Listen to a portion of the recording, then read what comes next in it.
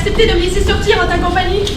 Enfin, je peux me promener sans Madame Bubon, ma suivante, qui est si prévenante et si encombrante. Madame votre mère me fait confiance car elle sait que quoi vous mettre cher. Que jamais je ne laisserai quiconque vous faire de tort et que je vous protégerai même contre vos propres étourderies. Je vais d'ailleurs disposer à mettre ma situation en péril pour vous révéler une intrigue qui vous concerne au plus haut. Oh, Lisette! J'ai moi aussi une confidence à te faire. Un événement inespéré s'est produit. Et je m'en porte si bien. Je me sens si légère. Et du moment, parce que la nouvelle que je vais vous apprendre est plutôt lourde à porter. Aucun fardeau ne pourra atténuer mon contentement. Désolée de briser vos illusions, mais pendant que l'on parle vainement, on complète pour obtenir votre main. Je sais. Et vous le savez déjà? Pourtant, il m'a dit que vous l'ignoriez encore. J'en ai eu l'intuition. Vous ne semblez pas du tout incommodé par cette idée. Au contraire, j'en suis plutôt flattée. Flattée? Vous me surprenez. Comme c'est inattendu. Pourquoi cet embarras? Voilà enfin un bon parti. Et je n'en suis pas convaincue. Sa fortune est appréciable. Certes, mais insuffisant. Il a d'autres atouts. Ce qui est plus un jeune premier. Mais il a du charme. Oui. Du charme. Il n'en entend qu'une béquille. Vous n'avez pas examiné de près. Oh que si. J'ai même senti son souffle dans mon cou et son nez. Ce nez si charmant m'effleurait la nuque. Sur un moment, j'en suis tombée amoureuse. Et du nez ou du bonhomme? Que dis-tu là? Moi, vous n'êtes pas très exigeante. Serais-tu jalouse? Mais pas loin du monde. Je n'ai même pas une pincée de convoitise. Comprendre que je dois l'endurer matin et soir. Tu ferais pas autant? Et bien sûr, comment faire autrement? Ah bon? Moi, je l'avais rencontré à plusieurs reprises sans m'émouvoir. Mais cette soudaine promiscuité m'a plongée dans un tel état d'excitation. J'en fus profondément bouleversée. Jamais je n'aurais pu m'imaginer qu'une femme puisse être soudainement conquise par mon maître pantalon. Qu'est-ce que M. Pantalon vient faire dans tout cela? Et j'étais venue vous prévenir que mon maître projetait de vous épouser dès ce soir, mais j'ai pu comprendre que vous aviez découvert l'imagination et que vous y étiez à votre aise. Mais le prétendant dont je te parle depuis tout à l'heure est Léandre. Celui qui a un commerce près de la Grande Place. Oh, mais voilà que tout s'éclate, nous avons confondu l'un et l'autre. Je dois avouer que je préfère vous savoir dans les vapeurs du parfumeur plutôt que dans les effluves de transpiration. Léandre est un parti parfait pour moi. Tu sais comme j'affectionne les parfums. Tous les mercredis, je me rends à la parfumerie. Avec ma suivante, bien entendu. Mais ce matin, il s'est passé un incident troublant. Alors que Madame Bubon était absorbée par une conversation futile avec Madame Ragot, Léandre s'est approché de façon plutôt inhabituelle. Il a délicatement déposé ses mains sur mes hanches. Sur le coup, j'ai été outrée. Puis, il a murmuré à mon oreille. J'ai une fragrance tout indiquée pour vous, mademoiselle. Il a agité une fiole sous mon nez.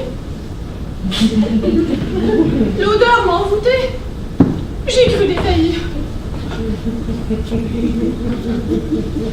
Il a versé quelques gouttes sur ma nuque. C'est alors que j'ai eu conscience de sa respiration fébrile et de son nez qui me...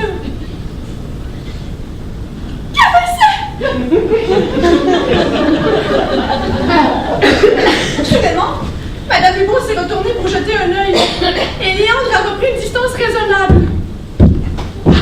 Voilà une belle scène de séduction, mais il ne reçoit pas une promesse de mariage. Ce court moment d'exaltation m'a complètement secouée. Je suis sortie en trombe de la boutique avec à mes trousses Madame Bubon qui ne comprenait rien à la situation. J'ai gagné ma chambre pour m'y réfugier. Plus tard, dans la matinée, un jeune garçon m'a apporté une missive.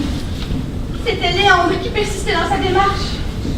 Chère Angélique, veuillez me pardonner mon audace, mais ces quelques secondes d'extase furent inoubliables. La peur de ne plus jamais vous revoir me tourmente. Je suis prêt à tout pour prolonger indéfiniment cet instant de pure grâce. Votre chevalier servant et admirateur dévoué à jamais, Léandre. Il est prêt à tout surtout. Et tant mieux, car nous aurons probablement besoin de son secours pour contrecarrer les plans de mon maître pantalon. Encore lui? Pourquoi me ramènes-tu constamment? Et parce que vous allez l'épouser dès ce soir. Mais vous n'avez donc pas saisi. J'ai pris un risque incroyable pour vous prévenir que mon maître a conclu une entente avec vos parents. doit se régler rapidement. Ah non! C'est impossible! Tout s'écroule! Ne vous effondrez pas, relevez-vous! L'heure est à la riposte! Je n'arrive pas à croire que mon père ait accepté cela. Son maître est fort habile pour détourner avec son argent les meilleures intentions. Voilà pourquoi il agit avec hâte. De même, il sera trop tard lorsque votre père constatera son erreur. Quel malheur!